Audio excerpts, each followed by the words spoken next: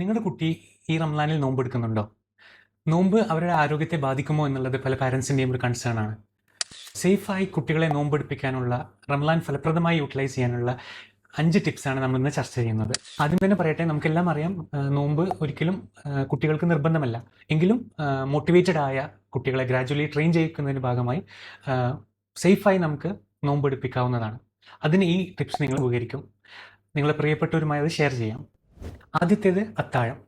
മതപരമായി അത്താഴം നിർബന്ധമല്ലെങ്കിലും കുട്ടികൾക്ക് അത് അത്യാവശ്യമാണ്. കുട്ടികൾക്ക് ബോഡിയിലെ എനർജി റിസർവ്സ് കുറവായിരിക്കും. മാത്രമല്ല, അവർ ഗ്രോയിങ് ഏജ് ആയത് കാരണം അവർക്ക് കണ്ടിന്യൂസ് എനർജി സപ്ലൈ ആവശ്യമാണ്. അതുകൊണ്ട് തന്നെ അത്താഴം കഴിക്കാതെ കുട്ടികളെ നോമ്പെടുക്കാൻ അനുവദിക്കരുത്.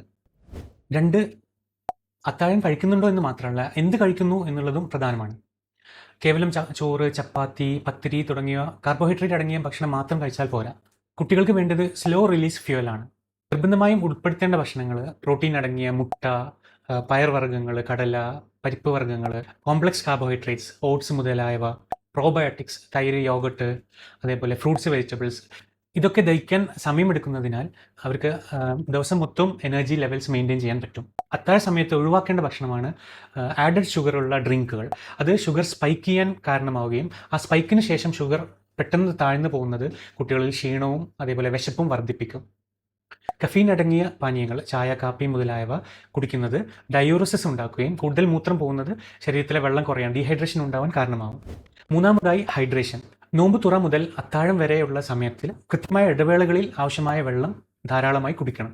നോമ്പ് തുറയുടെ സമയത്തോ അത്താഴത്തിൻ്റെ സമയത്തോ ഒന്നിച്ച് കുറേ വെള്ളം കുടിക്കുന്നതിന് പകരം കൃത്യമായ ഇടവേളകളിൽ ധാരാളമായി വെള്ളം കുടിപ്പിക്കാം. നാലാമത്തേത് ഉറക്കം. അത്താഴത്തിന് എഴുന്നേൽക്കുന്നതിനാൽ പല കുട്ടികൾക്കും ഉറക്കം പൂർണ്ണമായി ലഭിക്കുന്നില്ല. അത് നികത്താൻ വേണ്ടി സ്കൂൾ വിട്ട് വന്ന സമയത്ത് ഒരു പവർ നാപ്പ് എടുക്കാം, അല്ലെങ്കിൽ രാത്രി നേരത്തെ കിടത്തി ശീലിപ്പിക്കാം. സ്കൂളിൽ പോകുന്ന ദിവസങ്ങളിൽ, പ്രത്യേകിച്ച് ഈ സമ്മർ സീസണിൽ, PT പീരീഡിൽ വെയിലത്തുള്ള കളികളൊക്കെ ഒഴിവാക്കാം. കൂടുതലായി വേർക്കുന്നത് ശരീരത്തിലെ വെള്ളത്തിൻ്റെയും ഇലക്ട്രോലൈറ്റ്സിൻ്റെയും ലോസിന് കാരണമാവും. അത് കാരണം തന്നെ തലകറക്കവും ക്ഷീണവും ഉണ്ടാവാം. പരീക്ഷാ സമയങ്ങളിൽ കഠിനമായ നോമ്പ് ഒഴിവാക്കുന്നതാണ് നല്ലത്. 2 കാരണങ്ങൾ കൊണ്ട്. ഒന്ന്, ബ്രെയിനിൻ്റെ കോഗ്നിറ്റീവ് ഫംഗ്ഷന് കണ്ടിന്യൂസ് ഗ്ലൂക്കോസ് സപ്ലൈ ആവശ്യമാണ്. രണ്ടാമതായി, സ്ട്രെസ് സമയത്ത് കുട്ടികളുടെ എനർജി റിക്വയർമെൻറ്റ്സ് കൂടുന്നതും അവരെ നോമ്പ് കാരണമുള്ള ക്ഷീണം വർദ്ധിപ്പിക്കാൻ കാരണമാവും. റംലാൻ മാസം കേവലം ഭക്ഷണപാനീയങ്ങൾ ഒഴിവാക്കുന്നതിൽ അപ്പുറം നല്ല ശീലങ്ങൾ വളർത്തിയെടുക്കാനുള്ള സമയമായി ഉപയോഗപ്പെടുത്താം.